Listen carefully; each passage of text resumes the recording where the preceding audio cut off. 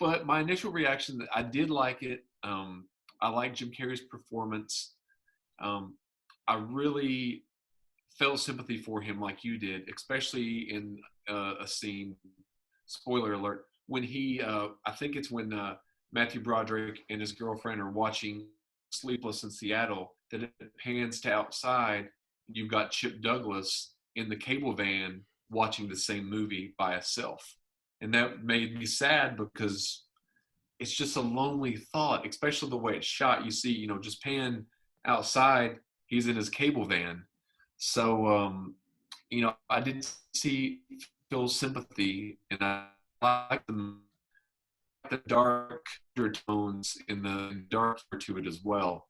So, yeah, I liked it. I really liked it, and I really felt, yeah, I might need to watch this again, which I did later on.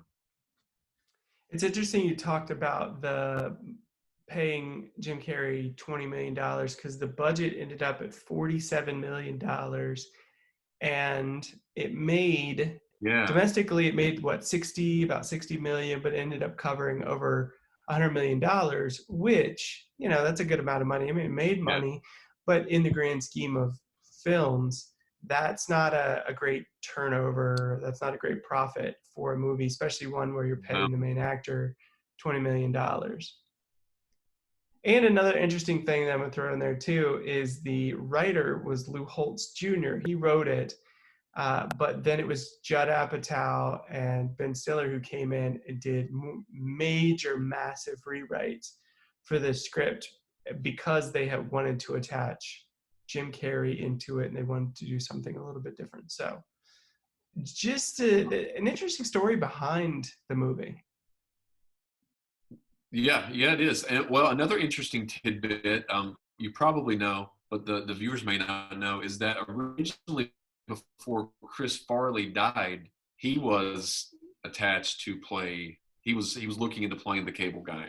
I don't know if he was actually attached by any contract, but I know he had. I'd heard that he had his eye on the role. So that would have been a completely different movie if you think about Chris Farley being in the Do you movie. do you know if Ben Stiller was attached to direct at that point? Like the Chris Farley version, was Ben Stiller involved in that one? I don't know. I haven't read that he is, but I haven't also read that he wasn't.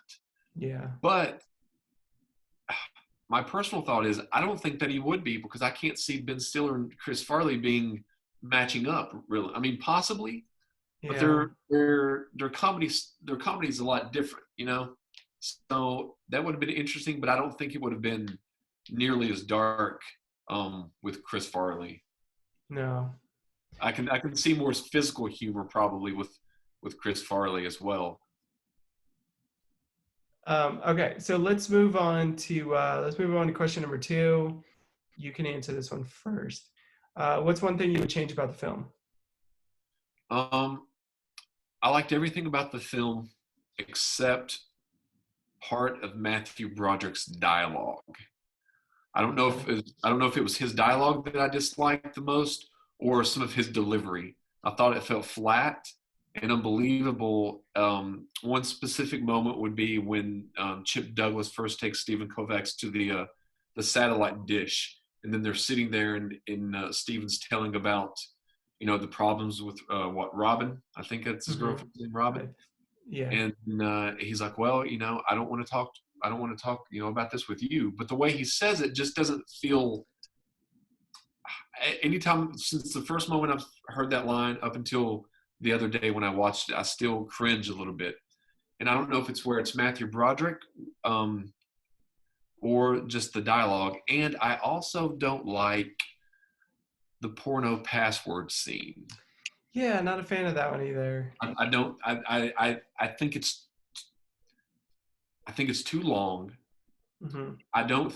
For one, I don't see Steven putting up with that at all. Not really. Even though he later ends up hitting Chip in the face.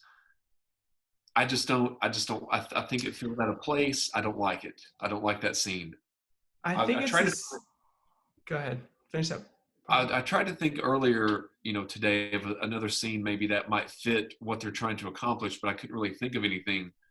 But yeah, I would have come up with something different than that. I think the other part about that is at the beginning of that, when he arrives and Chip is there at his parents' house, Yeah, he has another little snarky comment. Matthew Broderick's character does, Stephen, has another little snarky comment that he makes at, oh, that's right, because Chip gets very aggressive with him about pretty much like blackmailing him. That's what he does. He yeah, blackmails him at the beginning of that. So it's like he's gotten on the defense, but then when you cut to that scene, it's almost like Steven's completely forgotten about all of this, and he's like, because he's just kind of laid back, and it's like he's kind of tired, but he doesn't look like perturbed or. right. Because he or had spent the weekend in jail, I think is what it mm-hmm. was. I That's think right. Yeah. he goes to his family's house and Chip opens the door. Yep. Yeah, I agree with you. I just didn't care for the scene. That's my least favorite scene in the entire movie.